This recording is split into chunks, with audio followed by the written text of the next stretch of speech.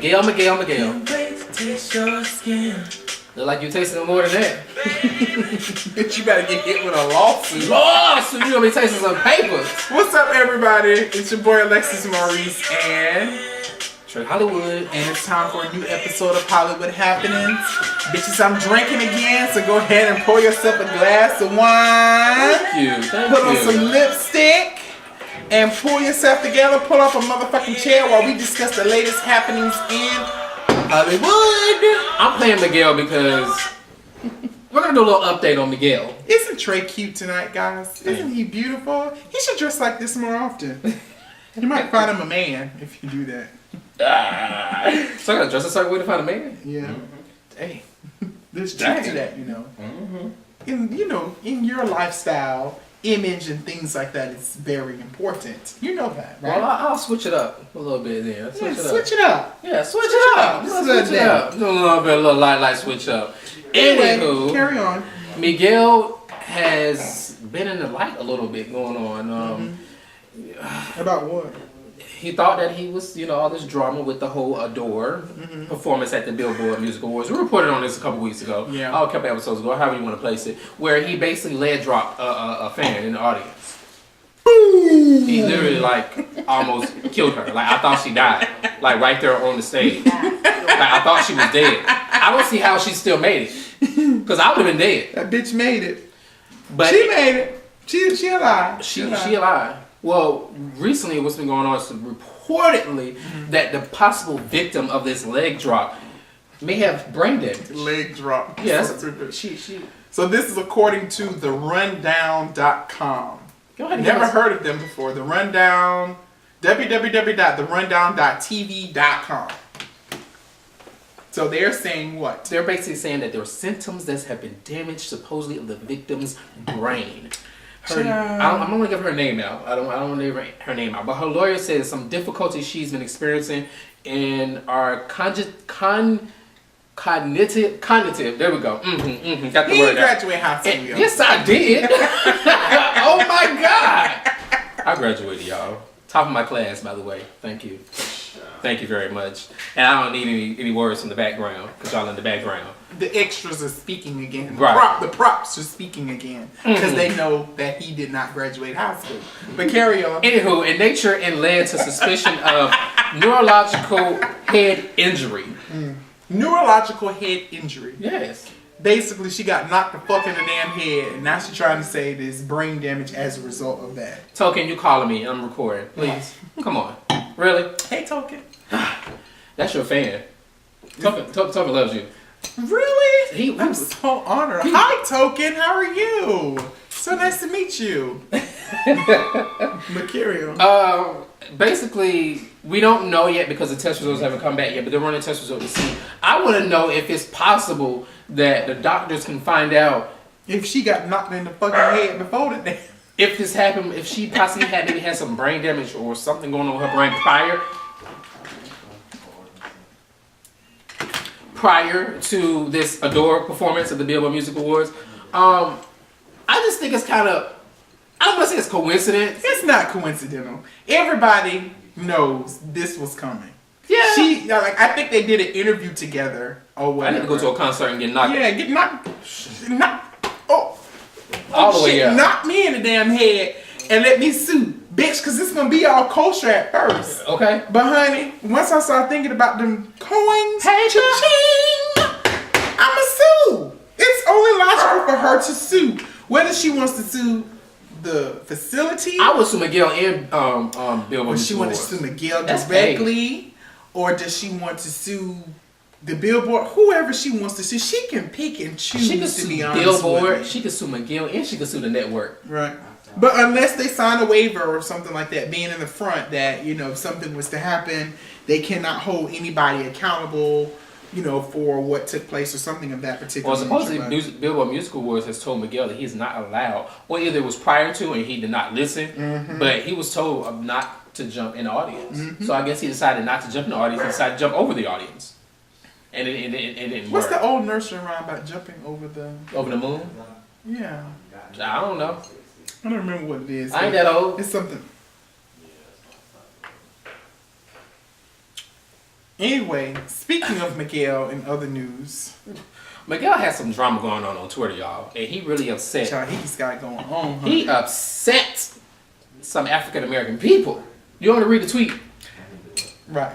I'm going to read the tweet. Okay. Okay. On May... Should I get the date? Child, what did I do with it? Yeah. Did I lose it? No. Go Okay, there we go. Okay. No. No. I done lost my tweet, How'd y'all. you lose it, Trey? I didn't touch the computer since then. See, this is the stuff I'm talking about. You ain't never got your shit. You act like I do this on a regular basis. Here we go. Right here. On May the 27th, 2013, Miguel himself, Miguel Unlimited, at Miguel Unlimited, that's his Twitter, he tweeted, I am proud of my heritage, to be honest. But, well, no. Read that again. Right. I am proud of my heritage, but honestly, black people are the most judgmental people in the world. Shit's sad man. So how many, expand that, how many tweets and retweets did that get? So that got a total of 5,970 retweets. So that means that either people strongly agreed or they messy. retweeted and put a comment to it, and right. It became 2,100 people's favorite tweet. Yeah. So how you feel about that? Because you're African American, you're a black man living in America. So tell me how you feel about that. You mutt. But anyway, how I feel about that, Trey, it's true. Yeah, I mean, he's a black man, and he could, to me, because he's black, he can make a statement like that. Now, had that been, you know, Amanda Bynes, or had that been Sandra Bullock, or had that been Donald Trump, or Justin Donald Timberlake, Trump probably would have got tweeted something like that. It would have sparked some controversy, but I mean, he's black. Miguel can say that, and I'm gonna be 100% honest with you. My people can be a little judgmental at times. Very. You know, sometimes especially when it comes to the music industry, right? When it comes to entertainment, when it comes to religion, when it comes to lifestyle preference. Oh wow, we're calibrated. Yeah, we are. When it comes to fashion. Some people might feel that we're being judgmental with this platform or whatever. But, I mean, we can be judgmental at times. At the end of the day, we are a judgmental group of people. I don't think it's right, but I don't think no race doesn't judge anybody else. It's just more highly profiled, and it's highly promoted more when it comes to black. And I really feel big on that because I think that's a lot of reason why a lot of African American people are not successful when it comes to certain things because they're not more supportive. Crap bucket syndrome. I'm trying to grab to the top. You trying to pull me down by my legs. We all trying to get up to the top, honey. But at the end of the day, it's always somebody trying to pull you back or, you know, set you back or something of that nature. I mean, it is what it is. I know the tweets that led up to that tweet, if I'm not mistaken, some people were feeling some type of way about a shirt or a sweater or something that he had on. And it wasn't representative of something, blah, blah, blah, something of that nature. And he tweeted that because he was getting like a lot of backlash, and people were saying, he was saying, black people are so judgmental sometimes. And it's true. Yeah, it is. But I mean, I don't think, you know. I don't think he was very disrespectful. Yeah, people shouldn't blast him because he actually said that. You know, some people feel that it painted African Americans in a negative, you know, viewpoint because he said that blah, blah, blah, blah, blah, blah.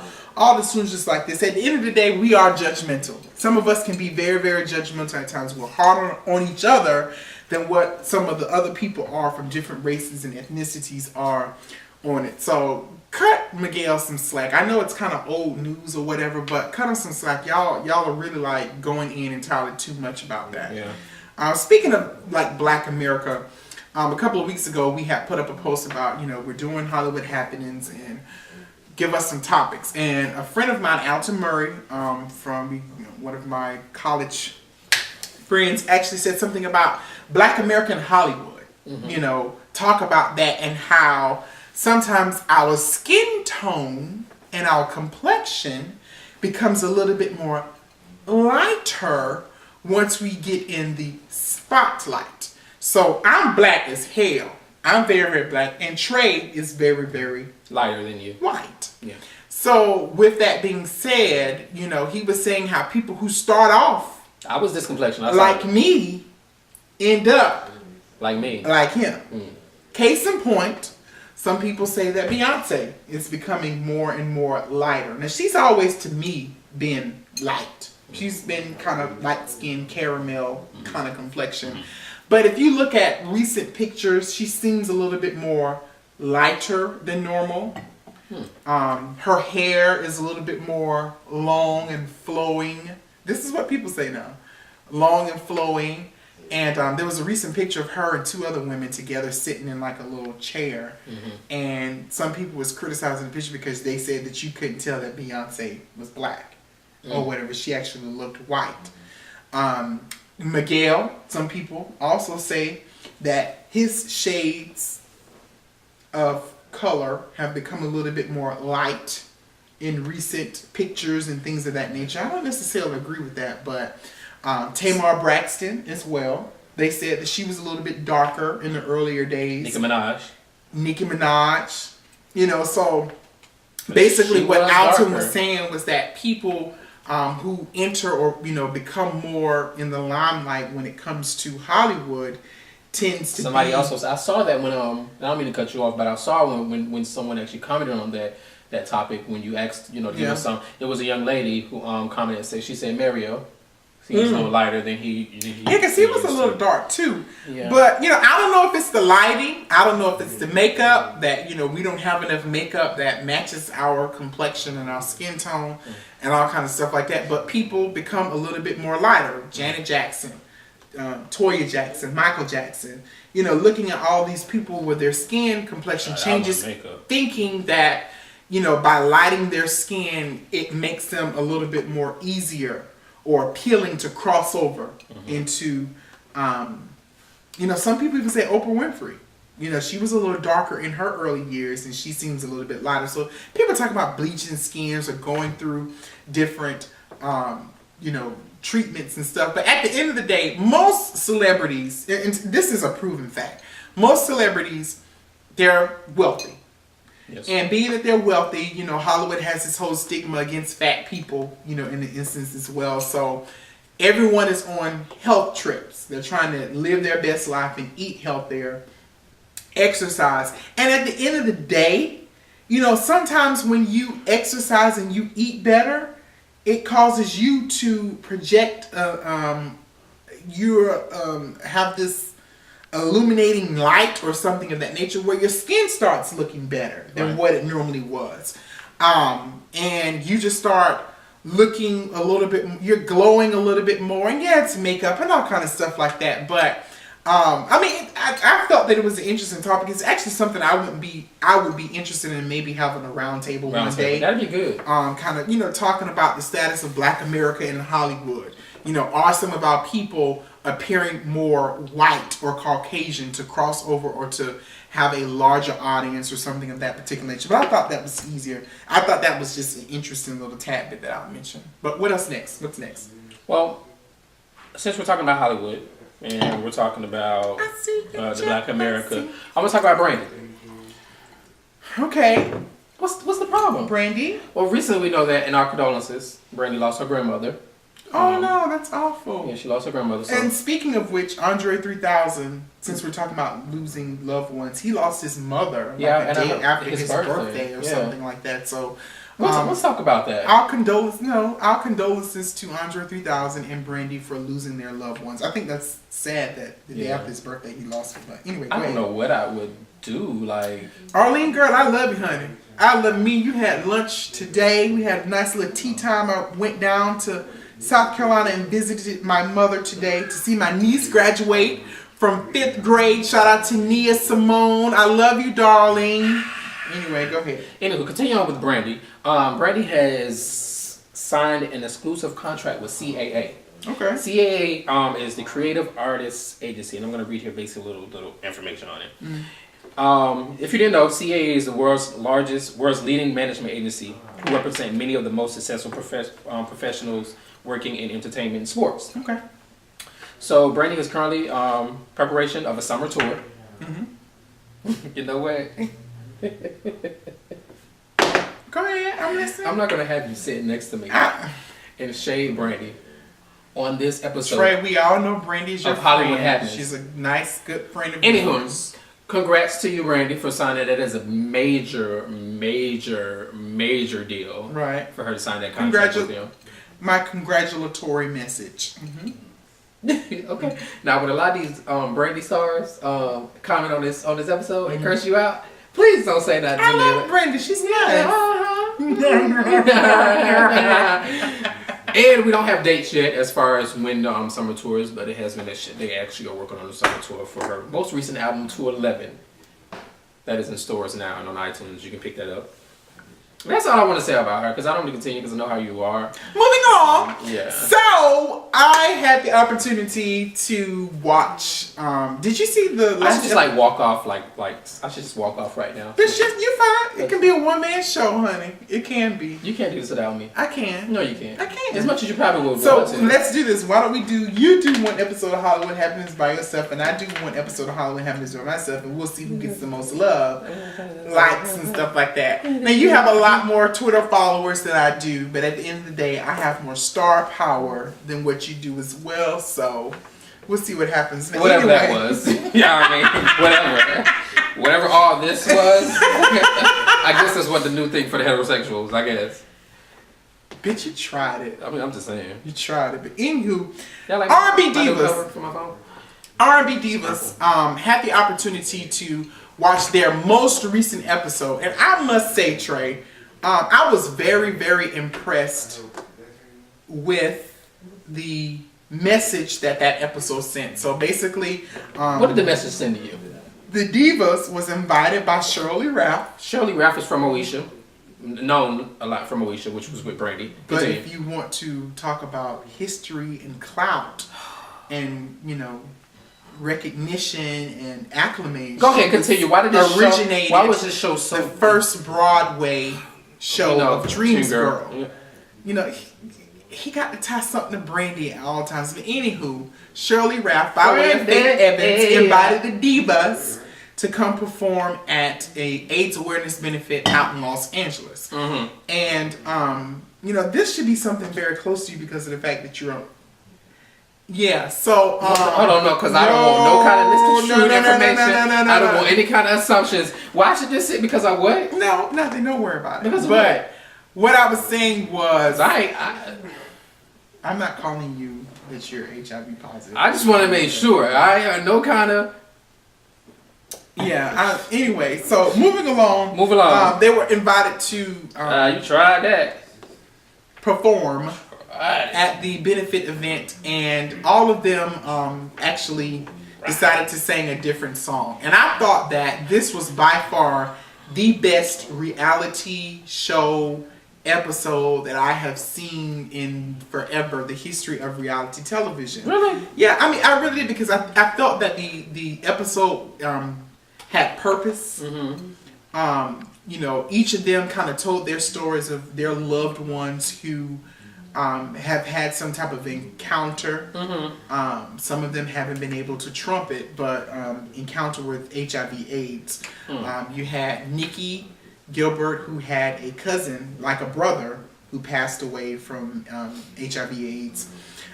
You had Faith Evans. I didn't hear Faith Evans say anything, but you had Kiki Wyatt, who has a loved one. Her brother. Don't do that, Trey.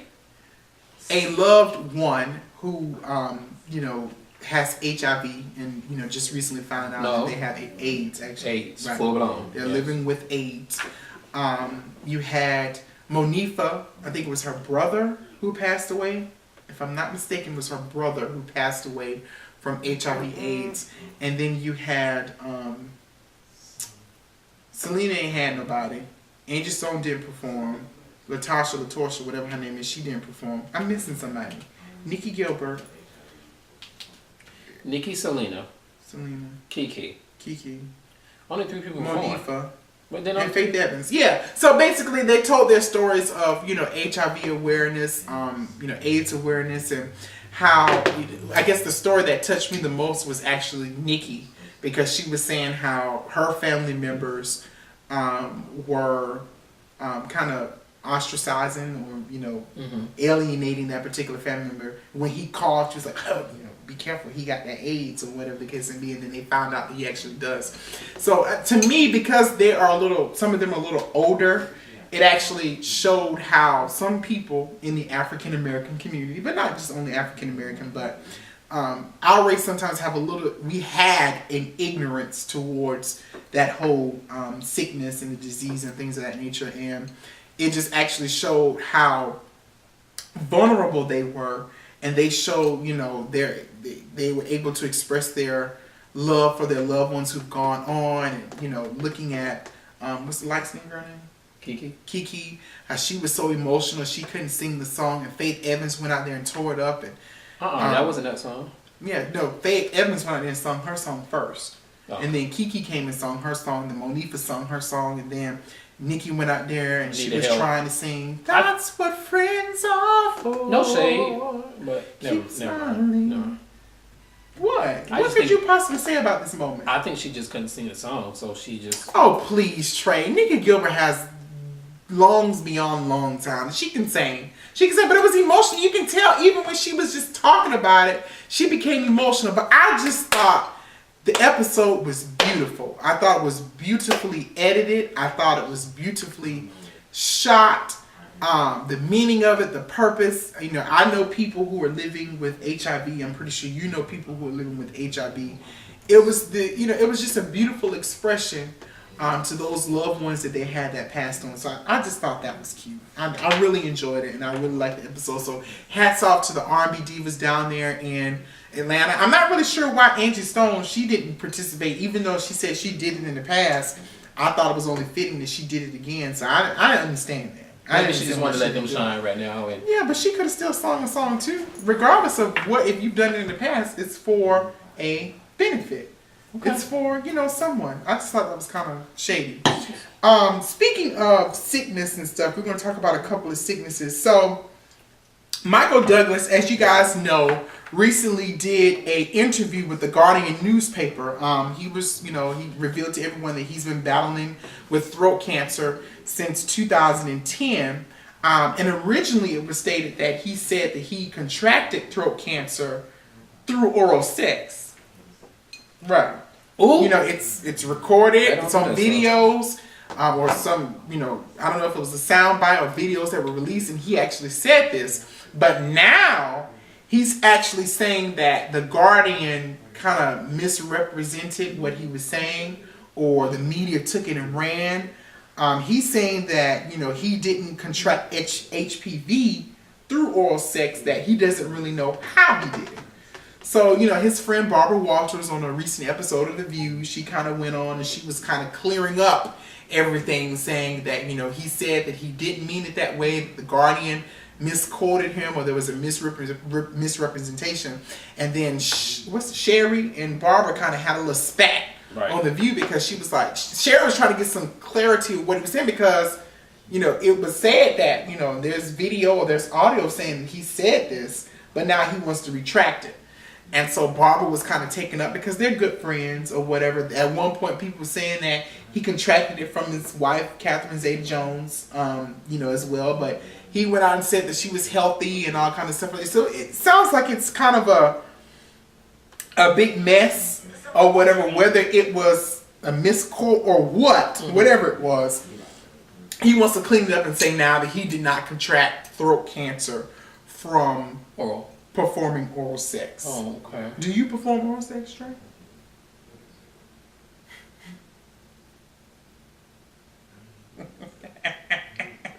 Speechless. I make whoever I'm with happy. Let's just say that. You nasty cunt. Never been a cunt, but have been nasty. You a nasty cunt. And then since we're on sickness, so Michael Douglas, honey, however you clean it up, I just want you to go through chemo, or continue to go through chemo and get yourself together, because he looks healthy or whatever. Like I said, he's been battling this for the last couple of years or whatever, but whatever you say, just make sure that whoever you're talking with, that they quote it correctly. That's all I would say to you. Guardian, if you misquoted him or twisted what he said, bitches, y'all messy for that. Y'all really, really messy for that. But this is news report on a lighter, but it's not lighter note. So, Mr. Marcus. Everyone knows who Mr. Marcus is, right? Try to talk about that. Mr. Marcus. Y'all don't know who Mr. Marcus is. Also, his government name is Jesse Spencer. Pleaded no contest to exposing co-stars to syphilis. He was sentenced to 30 days in jail for pleading no contest to knowingly exposing co-stars to syphilis. Mr. Marcus, who is 42 years old, you guys know Mr. Marcus, very well-known, respected porn star. How does a porn star become respected? Because he's good at what he does. He's good at fucking. Ooh. He's good at laying the pipe. Ooh.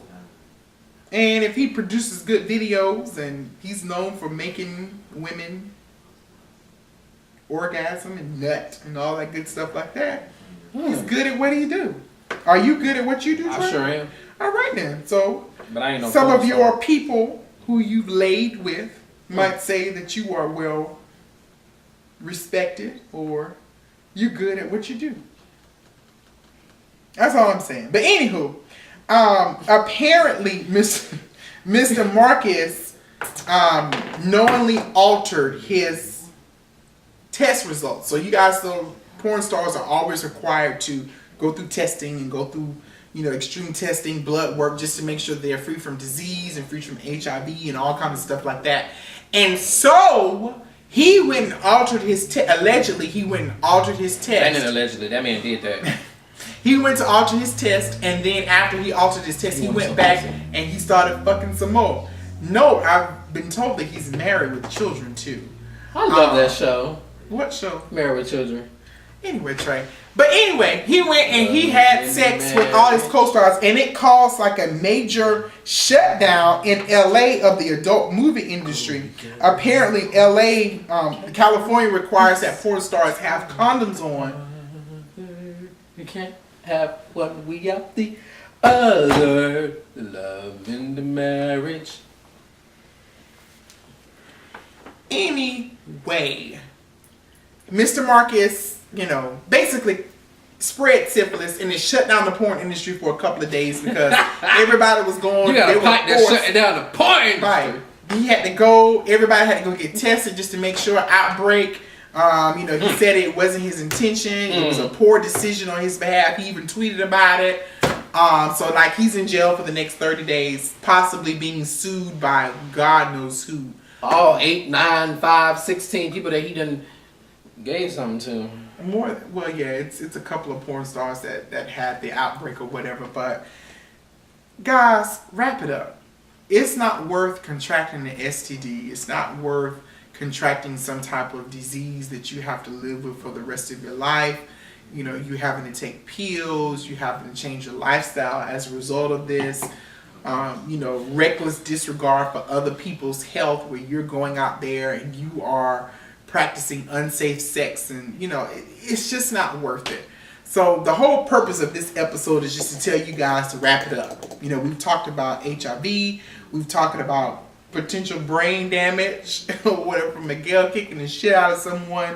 We talked about AIDS. We talked about different things. So at the end of the day, wrap it up. Regardless if you're heterosexual, if you're homosexual, regardless of your preference, we all can be exposed or we can be infected with the same type of diseases. So just wrap it up and protect yourself. Yeah, very important. And I guess the last thing we want to talk about, since we're talking about changing and all kind of stuff like that, you're talking about. I want to talk about the Chime for Change. The Chime for Change is it's a concert basically. It took place in London, which basically is for educational benefits, health, and justice. Basically, empowerment for women. Okay. Because they how we talked basically earlier about people not being supportive and things like that. It really was about basically women empowering women. Okay. So you had a couple of performances by Jennifer Lopez. Okay. By Beyonce. What did she sing?